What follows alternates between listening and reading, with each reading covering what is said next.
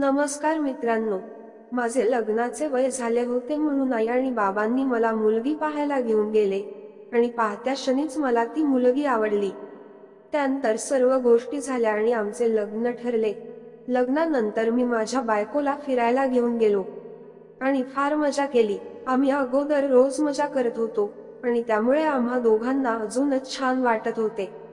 आमचे प्रेम वाढतच चालले होते आणि प्रत्येक गोष्ट आम्ही एकमेकांस देत होतो। माझी बायको पण फार समजदार होती।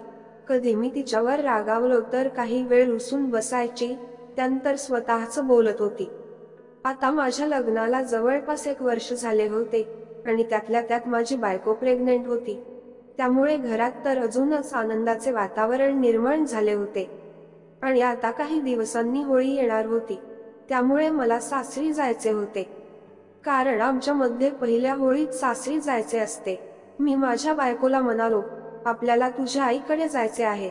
तर ती बोलली, मी आता प्रेग्नेंट आहे म्हणून मला बसचा प्रवास सहन होणार नाही, त्यामुळे तुम्ही जाऊन या आणि काही दिवस राहून पण या।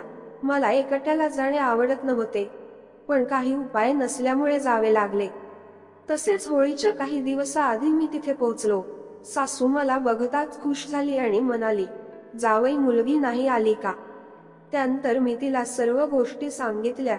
त्यावर ती बोलली, बरे झाले तिला आणले नाही, पण तुम्ही तर या आलात म्हणून मला समाधान आहे। माझी सासू ही जास्त वयाची नव्हती। माझ्या लग्नाच्या 3 वर्षा अगोदर माझ्या सासऱ्याचे निधन झाले होते। तसेच माझी सासू पाहायला छान आहे। तिचे मोठे मोठे डोळे आणि सावळा गोरा रंग यामुळे ती सुंदर दिसते, पण माझ्या मनात तिच्याबद्दल काहीच नव्हते। माझ्या सासूच्या घराच्या बाजूला काही माझे नातलग पण राहत होते आणि मी आल्यामुळे ते माझ्याशी बोलू लागले। ते मला कधी शेतात फिरायला घेऊन जात होते तर कधी अजून दुसरीकडे, त्यामुळे मला पण फार छान वाटू लागले। त्यात माझा एक मानलेला साळा पण होता, त्याची आणि माझी फार जमायची। मी त्याची सोबत गंमत पण करत होतो आणि तो पण माझ्या सोबत गंमत करायचा। पण कधी कधी सासू मला या अवस्थेत काम करत दिसायची, त्यामुळे माझ्या मनात नको ते निर्माण व्हायचे।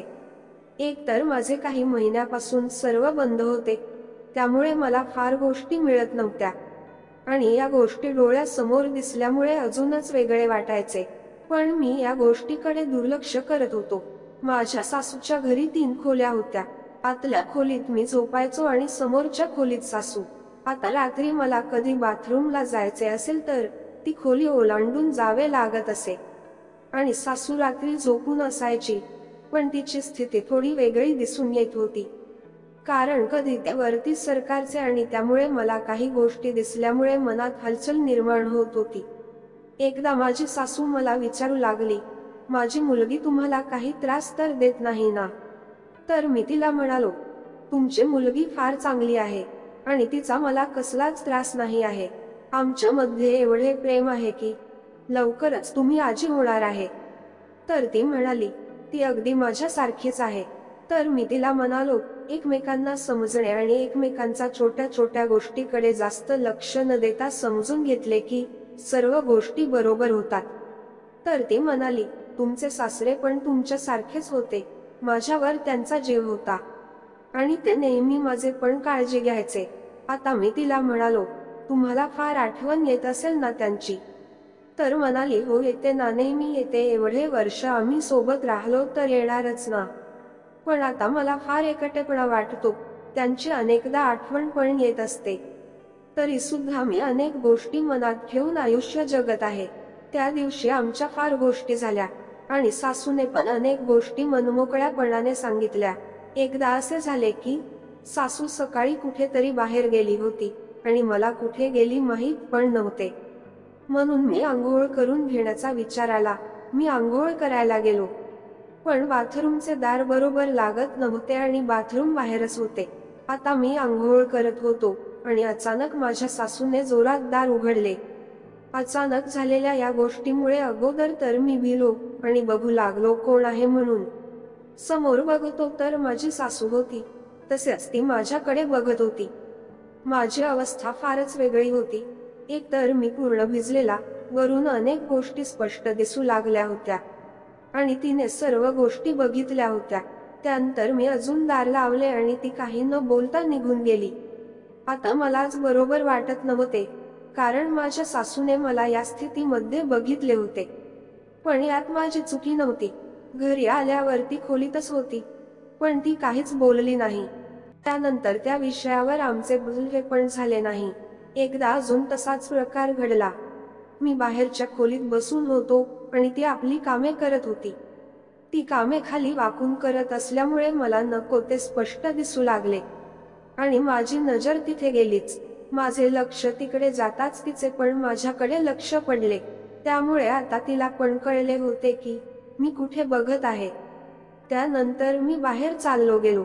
आता होळी उद्या होती, तेव्हा माझा मानलेला साळा मला म्हणाला, "उद्या होळी आहे तर आपण थोडी घेऊन का?" तर मी त्याला म्हणालो, "नाही, मी नाही घेणार, कारण घरी सासू असते म्हणून मला बरे वाटणार नाही." त्या दिवशी रात्री आम्ही जेवताना एकमेकांसोबत जास्त बोललो नाही, कारण 2 दिवसात 2 प्रकार घडले होते. जेवण करून मी आपल्या खोलीत जाऊन आराम केला. आता सकाळ झाली होती आणि होळी असल्यामुळे सर्वत्र आवाज येत होता. बाहेर बघितले तर सर्वीकडे रंगच रंग दिसून येत होता. त्यानंतर मला पण रंग लावायला आले.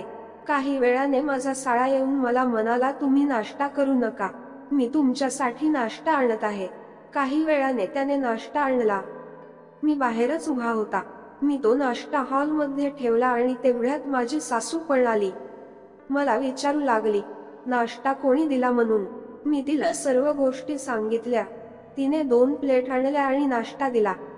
तेवढ्यात माझा बायकोचा कॉल आला आणि मी नाश्ता करता करता तिच्याशी बोलू लागलो. पण नाश्ता केल्यानंतर मला कसे तरी वाटू लागले. अचानक माझ्या डोळ्यासमोरचे चित्र धुंदले वाटू लागले आणि माझ्या सासूकडे बघतो तर ती पण विचित्र सारखी करत होती. मी माझ्या बायकोला म्हणालो, "तुला नंतर करतो कॉल."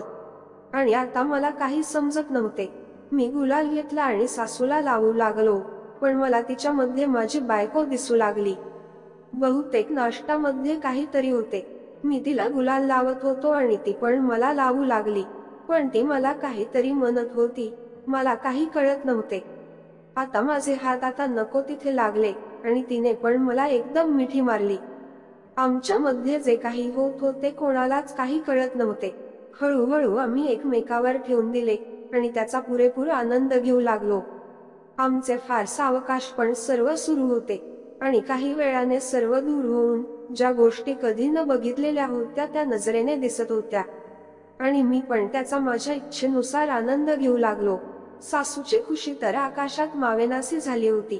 माझ्यापेक्षा जास्त ती मला साथ देत होती. असे वाटत होते की तिला फार दिवसापासून या दिवसाची वाट असावी. तिचे असे नवीन रूप आज मी पहिल्यांदा बघितले होते. आमच्यामध्ये काय शिरले होते माहित नाही, पण त्याचा आनंद आम्ही मनसोक्तपणे घेऊ लागलो. त्या बाहेरच्या होळीच्या आवाजमध्ये मला सासूचा पण कधी न ऐकलेला आवाज येऊ लागला. तसेच तिच्या डोळ्यात ते मिळालेले सुख दिसून येत होते. त्या दिवशी आमच्यात अनेक नको त्या गोष्टी घडून आल्या, पण आता आमच्यामध्ये जास्त शक्ती उरली नव्हती आणि मी झोपी गेलो.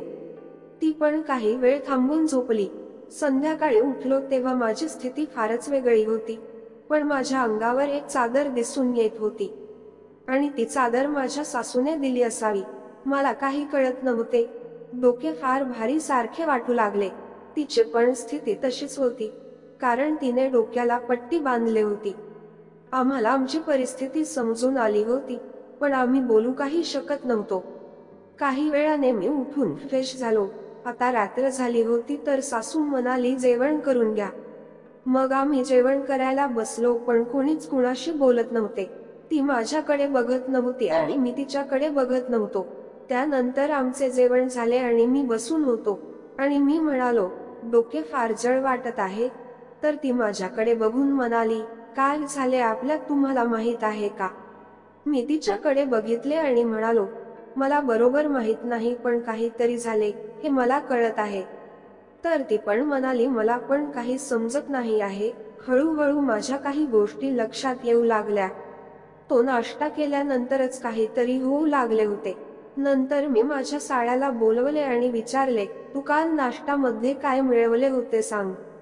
तर तो म्हणाला, "जिजाजी मला माफ करा, त्यात थोडी भंग होती." आता मला समजले की हा सर्व त्याचा प्रकार आहे, पण मी त्याला जास्त न बोलता ठीक आहे म्हणालो. नंतर तो गेला आणि माझी सासू माझ्याकडे बघू लागली. मी तिला बोललो, यात तुमची आणि माझी काहीच चुकी नाही आहे. आपल्यात ज्या गोष्टी झाल्या त्या सर्व नाश्ता खाल्ल्यानंतर झाल्या. तर ती म्हणाली, तुमचे बरोबर आहे. आता मी तिला म्हणालो, मला तर काहीच बरोबर कळत नव्हते, पण तुम्ही सुद्धा काहीच बोलले नाही. तर ती सांगू लागली, मला त्या गोष्टी छान वाटू लागल्या होत्या आणि हळूहळू त्या गोष्टीमुळे एक वेगळाच आनंद मला मिळू लागला. त्यामुळे मी काहीच बोलू शकले नाही आणि हा आनंद मला फार वर्षानंतर मिळाला होता. त्यामुळे तर अजूनच बरे वाटत होते. आता मी तिच्याकडे बघत होतो आणि ती माझ्याकडे. दुसऱ्या दिवशी मी तिथून घरी जाऊ लागलो. आज तिच्या डोळ्यात मला एक वेगळीच चमक दिसून येत होती आणि तिचा चेहरा पण आनंदाने फुलत होता. त्यानंतर मी आपल्या घरच्या दिशेने निघालो. अशाच अप्रतिम गोष्टींसाठी गोष्टीला लाईक आणि चॅनलला सबस्क्राईब करायला विसरू नका. धन्यवाद.